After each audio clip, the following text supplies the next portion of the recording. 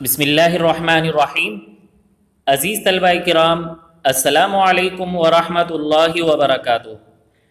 اقرا حفاظ boys secondary school کی جانب سے آپ تمام طلبہ کو ایک بار پھر عربی آن لائن کلاس میں خوش آمدید۔ گزشتہ سبق میں آپ نے لغت القرآن کا الدرس الرابع افعال پڑھا تھا۔ امید کرتا ہوں عزیز طلبہ کہ آپ نے سبق میں موجود تمام الفاظ معانی اچھی طرح یاد کر لیے ہوں گے اور دی گئی تدریبات ہدایات کے مطابق حل کر لی ہوں گی۔ آج کا ہمارا سبق ہے الدرس الخامس اور سبق کا موضوع ہے الطبیب۔ تو آئیے عزیز طلبہ، سب سے پہلے سبق میں موجود الفاظ کو عربی میں پڑھتے ہیں۔ یہ سبق آپ کی کتاب میں صفحہ نمبر 47 پر موجود ہے۔ تو عزیز طلبہ، آپ بھی میرے ساتھ ان الفاظ کا عربی میں تلفظ ادا کریں۔ الدرس الخامس الطبیب، عیادہ، سماعہ، طبیب، مریض، سریر، مشرط، دوا۔ دوبارہ ان الفاظ کو پڑھتے ہیں عزیز طلبہ۔ عیادہ، سماعہ، طبیب، مریض، سریر، مشرط، دوا۔ اب اس صفحے میں عزیز طلبہ کچھ جملے ہیں، آئیے ان جملوں کو پڑھتے ہیں۔ الطبیب یفحص المریض، المریض یتناول الدواء، الطبیب یمسک السماعہ، المریض ینام علی السریر۔ ایک بار پھر سنیے عزیز طلبہ یہ جملے۔ الطبیب یفحص المریض، المریض یتناول الدواء، الطبیب یمسک السماعہ، المریض ینام علی السریر۔ کچھ مزید الفاظ کی طرف بڑھتے ہیں اور اس صفحے میں جسم کے مختلف اعضاء کے نام عربی میں لکھے ہیں، تو آئیے ان الفاظ کو عربی میں پڑھتے ہیں۔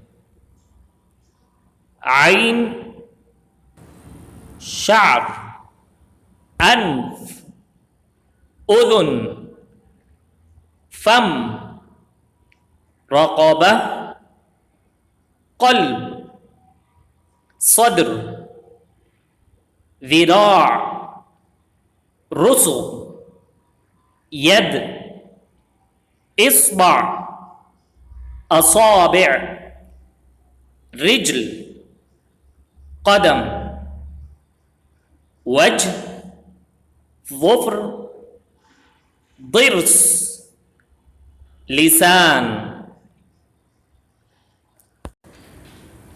آئیے عزیز طلبہ، ہم ان الفاظ کو دوبارہ عربی میں پڑھتے ہیں۔ عین، شعر، انف، اذن، فم، رقبہ، قلب، صدر، ذراع، رسغ، ید، اصبع، اصابع، رجل، قدم، وجه، ظفر، ضرس، لسان۔ عربی تلفظ کے بعد اب ہم ان الفاظ کا اردو میں ترجمہ کرتے ہیں۔ الدرس الخامس، پانچواں سبق۔ الطبیب، ڈاکٹر، عیادہ، شفا خانہ، کلینک بھی کہتے، سماعہ، دل کی دھڑکن معلوم کرنے کا آلہ، جس کو آپ اسٹیتھوسکوپ بھی کہتے ہیں۔ طبیب، یہ لفظ دوبارہ آ رہا ہے، طبیب اور الطبیب کا ایک ہی مطلب ہے ڈاکٹر. مریض بیمار، سریر چارپائی، مشرط نشتر یعنی آپریشن میں استعمال ہونے والی چھری. اور اس صفحے کا آخری لفظ ہے دواءن. دواءن سے مراد ہے دوائی. اب ہم جملوں کی طرف پڑھتے ہیں، اور یہاں عزیز طلبہ آپ تمام طلبہ سے گزارش کرتا ہوں کہ ان چاروں جملوں کا ترجمہ آپ خود کریں گے. آپ نے خود کرنا ہے، مشکل نہیں ہے، اس میں تھوڑا سا دماغ استعمال کرنا ہے، تو انشاءاللہ العزیز آپ خود ہی ترجمہ کر لیں گے. کوئی ایسی بات نہیں ہے، کیونکہ یہ تقریباً اس میں جو الفاظ استعمال ہو رہے سب پرانے ہیں. جو نئے الفاظ ہیں میں آپ کو بتا دیتا ہوں. پہلے جملے میں لفظ یفحصو یہ نیا لفظ ہے. یفحصو سے مراد معائنہ کرتا ہے یا چیک کرتا ہے. ٹھیک ہے، اچھا جی. دوسرے جملے میں المریض یتناول الدواء، اس جملے میں لفظ یتناول نیا لفظ ہے. یتناول سے مراد کھاتا ہے، لیکن عزیز طلبہ جب یہ دوائی کے ساتھ استعمال ہوگا تو اس کا ترجمہ ہوگا لیتا ہے. ٹھیک ہے عزیز طلبہ. اچھا جی، تیسرے جملے میں الطبیب یمسک السماعہ، یمسک سے مراد تھامتا ہے. اور آخری جملے میں یعنی المریض ینام علی السریر میں علی یہ نیا لفظ ہے، حرف ہے، یہ عربی میں یہ حرف کہلائے گا اور اس کا مطلب ہے پر. تو یہ تھے نئے الفاظ، باقی تمام الفاظ پرانے ہیں. تو عزیز طلبہ آپ نے اپنا دماغ استعمال کرنا ہے اور ان جملوں کا ترجمہ کرنا ہے. اب ہم مزید الفاظ کی جانب بڑھتے ہیں. عین آنکھ، شعر بال، انف ناک، اذن کان، فم منہ، رقبہ گردن، قلب دل، صدر سینہ، ذراع بازو، رسو کلائی، ید ہاتھ، اصبع انگلی، اصابع یہ اصبع کی جمع ہے اور اصابع سے مراد انگلیاں، رجل پاؤں، قدم پیر، وجہ چہرہ، ظفر ناخن، ضرس داڑھ، لسان زبان. تو یہ تھے سبق میں موجود نئے الفاظ کے معانی. امید کرتا ہوں کہ آپ کو سمجھ میں آگے ہوں گے. یہاں میں ایک بات کی وضاحت کر دوں کہ پیج نمبر 50 میں 4 الفاظ ہیں جن کا سبق میں ذکر نہیں ہوا. وہ 4 الفاظ کون سے ہیں؟ آئیے دیکھتے ہیں. پہلا لفظ ہے جسم. یہ جو لفظ ہے عزیز طلبہ یہ اردو میں بھی مستعمل ہے. اردو میں بھی ہم جسم کہتے ہیں اور انگریزی میں ہم اس کے لیے باڈی کا لفظ استعمال کرتے ہیں. اسی طرح عزیز طلبہ یہاں ایک لفظ ہے ظہر. ظہر سے مراد کمر ہے. اور تیسرا لفظ ہے رأس یا رأس، اور رأس سے مراد ہے سر. اور چوتھا لفظ ہے اسنان. اسنان سے مراد دانت ہے. اب عزیز طلبہ ہم تدریبات کی جانب بڑھتے ہیں. تو تدریبات میں سب سے پہلے آپ نے التدریب الاول حل کرنی ہے، اکتب اعضاء الجسم۔ اس صفحے میں عزیز طلبہ آپ نے جسم کے اعضاء کے نام عربی میں لکھنے ہیں، یعنی پچھلے صفحوں میں جو ہم نے پڑھا ہے جس طریقے سے یہ نام لکھے، آپ نے اسی طریقے سے یہ اعضاء کے نام عربی میں لکھنے ہیں، اور کوشش یہ ہونی چاہیے کہ آپ یہ الفاظ یاد کر کے پھر اس صفحے میں لکھیں۔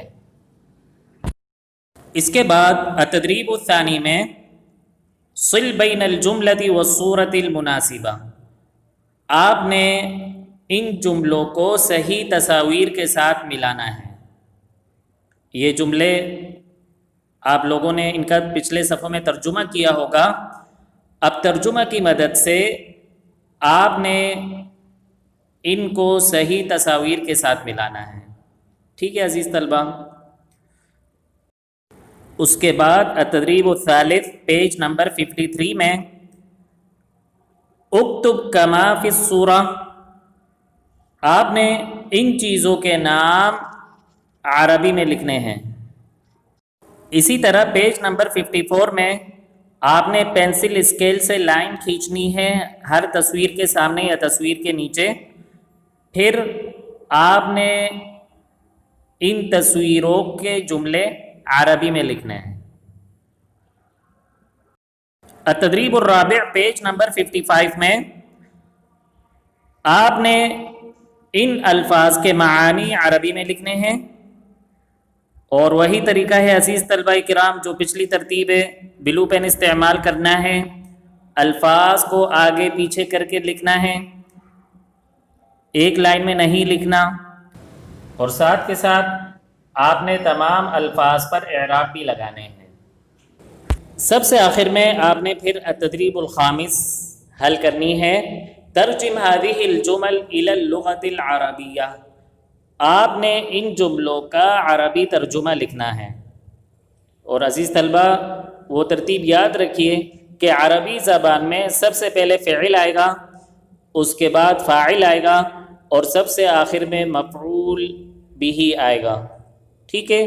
یہاں میں آپ کو بتاتا چلوں، یہ جو لفظ، یہ جو حرف سے ہے، سے، تو یہ آپ نے اس کا ترجمہ اس طریقے سے کرنا ہے، مثال کے طور پر بکر پیروں سے چلتا ہے، چلتا ہے اس کی عربی ہے، آپ نے پڑھی ہے الدرس الرابع افعال میں، یمشی۔ اچھا جی، فاعل کون ہے؟ بکر، تو یمشی بکرن۔ پیر کی عربی ہے القدم، لیکن کیونکہ سے بھی آ رہا ہے تو اس کے ساتھ با بھی ملانا ہوگا، تو یہ بنے گا بالقدمی، تو جملہ بنے گا یمشی بکرن بالقدمی۔ اسی طرح حامد کان سے سنتا ہے، تو سنتا ہے عزیز طلبہ اس کی عربی ہوگی یسمعو، یہ نیا لفظ ہے پہلی دفعہ پڑھ رہے، یسمعو سے مراد سنتا ہے، فاعل کون ہے؟ حامد، تو یسمعو حامدن، کان سے اس کی عربی ہوگی بالاذنی، تو جملہ بنے گا یسمعو حامدن بالاذنی، ٹھیک ہے عزیز طلبہ۔ امید کرتا ہوں کہ آپ کو یہ طریقہ کار سمجھ میں آ گیا ہوگا۔ اب ہم بڑھتے ہیں الواجب المنزلی کی طرف۔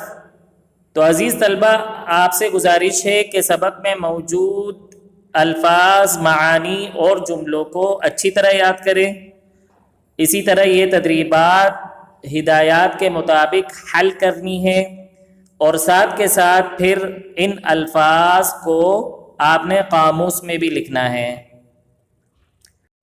انشاءاللہ العزیز اگلے سبق میں پھر ملاقات ہوگی، تب تک کے لیے اللہ حافظ۔